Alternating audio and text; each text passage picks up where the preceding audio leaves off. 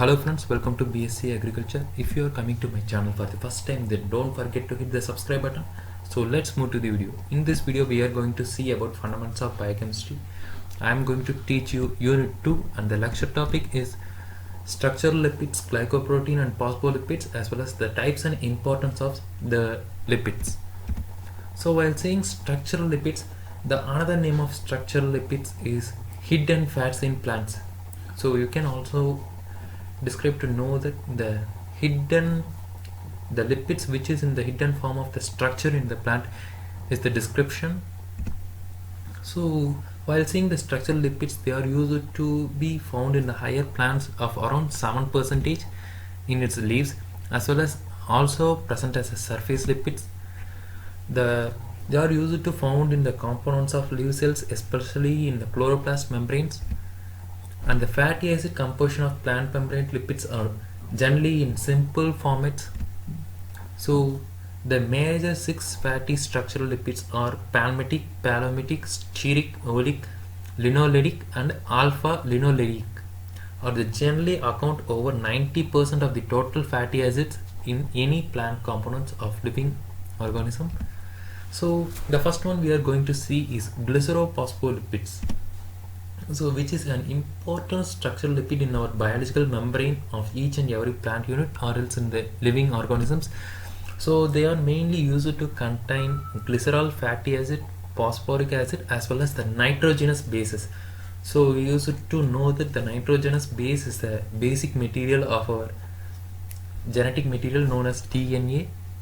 So while seeing how the structure of glycerophospholipids, so while seeing the first one is which is a saturated fatty acid, and the second carbon is, and the central one is unsaturated fatty acid, where the X is an alcoholic residue of the end of the glycerophospholipids.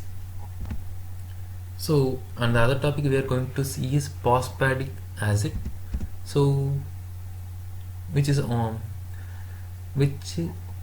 phosphoric acid, which is nothing but the alcoholic group is absent in the glyceric acid. So glycerophospholipids contribution without the alcoholic residue, which is known as phosphoric acid, so which is I have shown you in the second picture. So depending on the alcoholic residue in the phosphoric acid, they are named as phosphatidylcholine, as well as ethanoline and serine, inositol and glycerol. In phosphatidylcholine glycerol, they are even classified into monophosphatidylcholine glycerol as well as diphosphatidylcholine glycerol. So which is a 2 alcoholic residue is present in the glycerol is known as the monophosphatidylcholine glycerol, and the single, and when it's double it is diphosphatidylcholine glycerol, which is also known as cardiolipin. So this is the outer structure where the glyceroprotein of oligosaccharide chains as well as the glycerophosphates and the lipid layer of our outer cell is present. So this picture describes about our central plane of lipid bilayer where it's present and how the classification is done. So, and we are going to see the structure of phospholipids. So there are around, I have already told you, based on the structure of X, it's classified the phosphocholine and ethanolamine, serine and inositol pictures are given in this picture, as well as the second one which is diphosphoglycerol and phosphatidylcholine glycerol. So the two alcoholic molecules where the bond is formed, and there is around 2 phospholine is found in the cardiolipin. And if you have some doubts in the picture in this video, you can able to found it in the lecture videos I have given and pasted that. So while seeing the phosphatidylcholine lectin, which is mainly contain glycerol, fatty acid, phosphoric acid and a nitrogen base with the choline molecule. So they are mainly distributed in the membranes of our cell, which are used to have the both metabolic as well as structural functions in the plant as well as living bodies.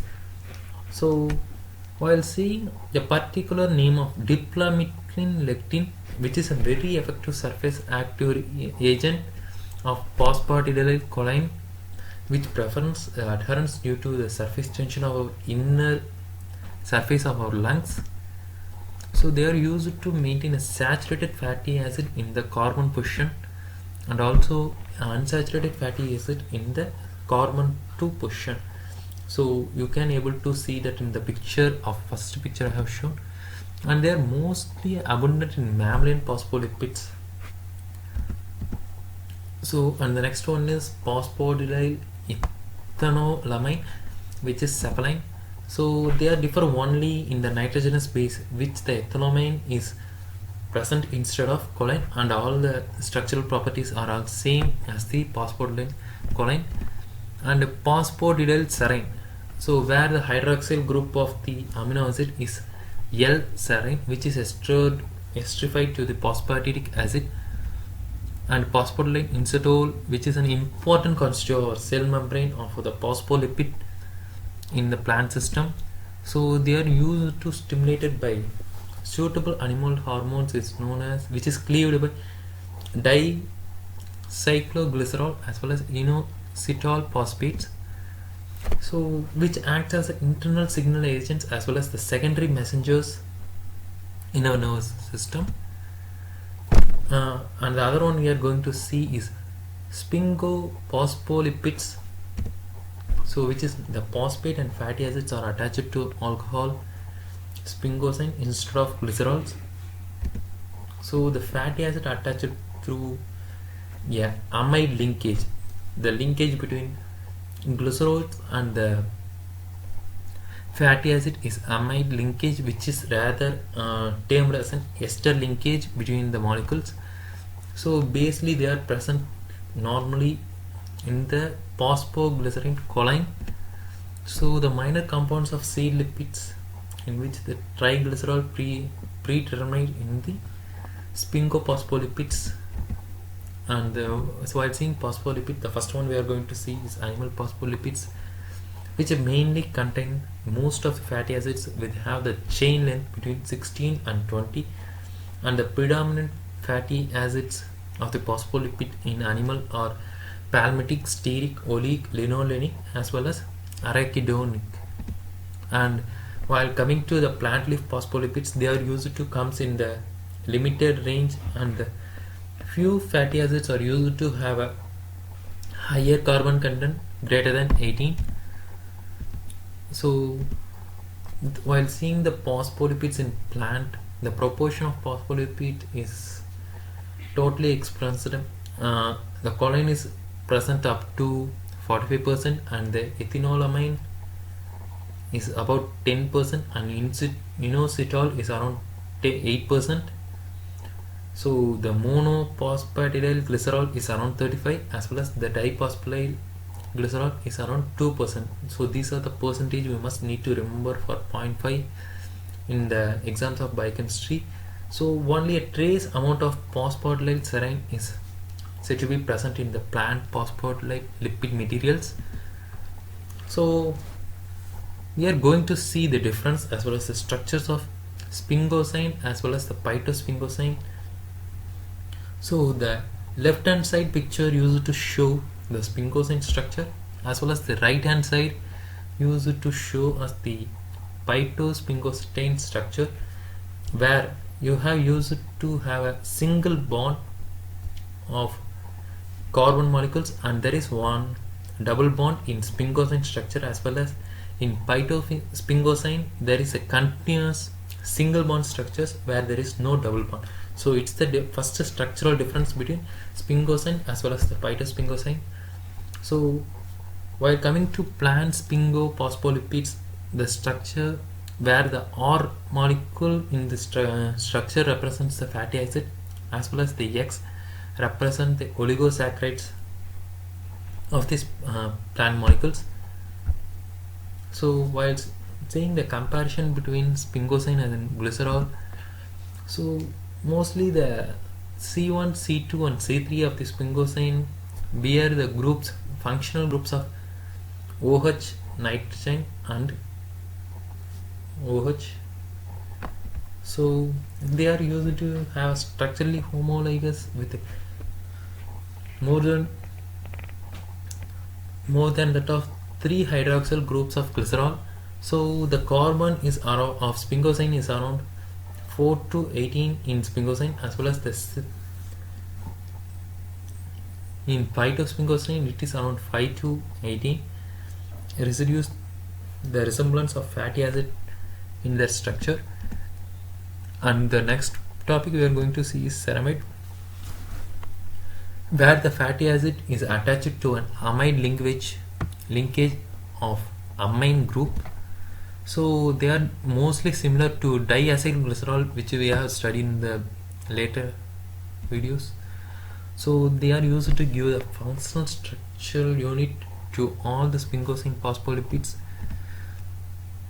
And sphingomyelin, the main sphingophospholipid of animal, are not present in the plants is the major factor you must need to remember. And the other topic is glycolipids, which is presence of one or more monosaccharide residues, and in the absence of phosphate. And the O-glycoside linkage is either sphingosine or well as the glycerol derivatives of the plant molecule residues.